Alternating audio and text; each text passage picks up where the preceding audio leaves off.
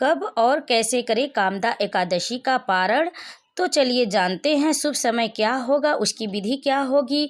2025 में जो कामदा एकादशी का व्रत रख रहे हैं वह किस प्रकार से अपने व्रत का पारण करेंगे, कैसे करेंगे, तो संपूर्ण जानकारी मिलेगी। तो ध्यानपूर्वक वीडियो को जरूर सुन ले। पंचांग के अनुसार चैत्र माह में आने वाले शुक्ल पक्ष की एकादशी तिथि पर कामदा एकादशी का व्रत किया जाता।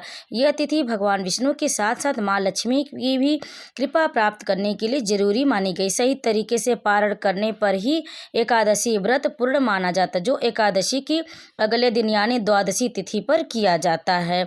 हिंदू पंचांग के अनुसार आज 8 अप्रैल को कामदा एकादशी का व्रत किया जा रहा है। इस दिन पर मुख्य रूप से भगवान विष्णु और माता लक्ष्मी की पूजा अर्चना और व्रत किया जाएगा। एकादशी व्रत का पारण करना भी बहुत जरूरी है। वैसे में चलिए जानते हैं कामदा एकादशी व्रत के पारण का समय और इसकी विधि। तो सबसे पहले जान लेते कामदा एकादशी पर पारण का समय। एकादशी व्रत का पारण अगले दिन यानी द्वादशी तिथि पर सूर्योदय के बाद किया जाता है। ऐसे में कामदा एकादशी का पारण बुधवार 9 अप्रैल को किया जाएगा। द्वादशी तिथि पर पारण का समय कुछ इस प्रकार से होगा।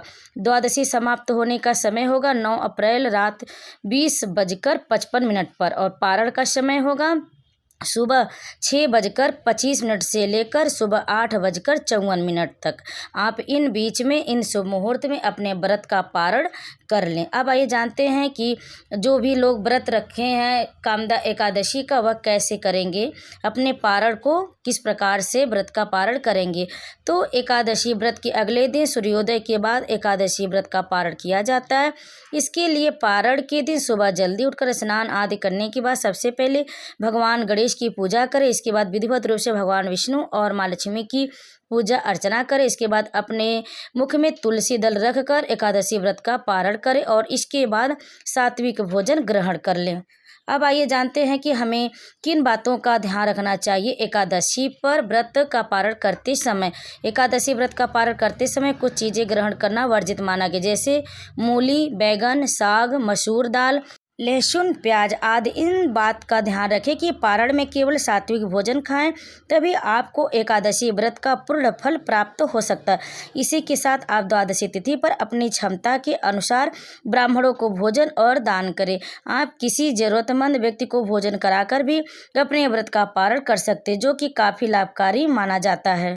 तो दोस्तों एकादशी पर पारण करते समय इन सभी बातों का अवश्य ध्यान दें ताकि आपका व्रत संपूर्ण माना जाएगा। तो दोस्तों हमारी जानकारी अगर आपको अच्छी लगी हो तो वीडियो को लाइक कर दीजिएगा, शेयर करिएगा, कमेंट में विष्णु भगवान की जय अवश्य लिखिएगा। अगर आप हमारे चैनल पर पहली बार आए हो तो हमारे चैनल को भी सब्सक्राइब जरूर कर लीजिएगा।